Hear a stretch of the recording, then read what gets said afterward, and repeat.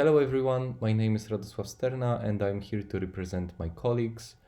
And we together created a preliminary version of a pretest tool which we wanted to share with you. In a nutshell, we wanted to pretest virtual characters which were meant to be used in our future studies. So we wanted to pretest them, so test them before the main study in terms of their realism. So we wanted to know how much realistic they are. And to do that, we created a tool, a web-based tool, to assess the realism of those models. What did we actually do? We created 15 models, 5 of each type of realism, so behavioral, photographic and interactional realism models.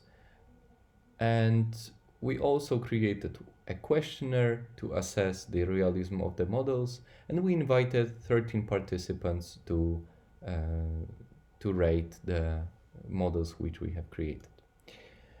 So firstly, there were 5 behavioral realism models which differed in terms of presence and smoothness of the movement, as well as presence of the eye contact. In here you can see our top behavioral realism model, so the one which displays smooth movement and eye contact.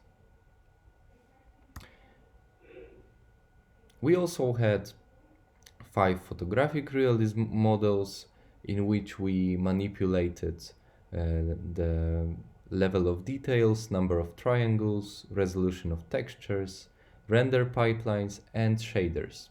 And here you can see our 5 photographic realism models and how they actually differed from each other. We also had 5 interactional realism models in which we manipulated the presence of the communication with the user, with the participant, its content, and the reference to the participant. And here you can hear how it sounds. How does it sound? The sound is in Polish because the original study was conducted in Polish, but at least you can have a moment of contact with the interactional realism. PP. Krojenie skleja jabłka makietą. Lidz jest ważnym centrum naukowym. Yeah, so simply it looked like that, and this is how the questionnaire looked like.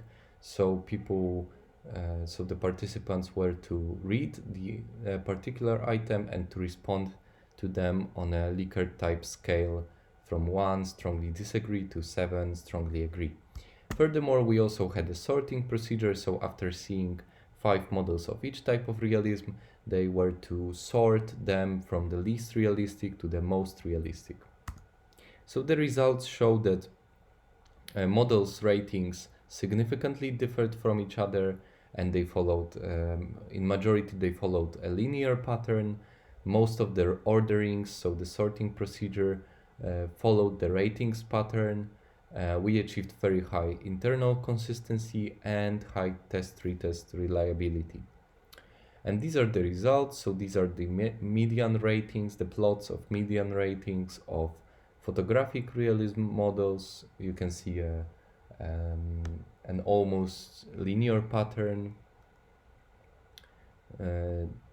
This is the plot of median ratings for behavioral realism models and interactional realism models. And what are the limitations of our study? We used a small sample size and non-parametric tests. Unfortunately, we didn't psychometrically validate our tool because it's just a preliminary work. We created virtual humans with virtual characters with easy to spot differences. We didn't control over brightness, and this is the major flaw. We used 2D web-based tool instead of 3D immersive display. And in the future, we want to change that, and we want to transfer it to HMD goggles. We want to employ larger sample size, create subtler differences, and redevelop the questionnaire to properly validate it, and to go beyond realism, obviously, because realism is not the only one and the most important characteristic of virtual characters. And we just wanted to finish with the question, pretest or not to pretest, and we can definitely say that pretest, and we want to encourage you to do that as well. And if you have any suggestions, any questions, please contact us, and this is the email. Thank you very much, and have a good day.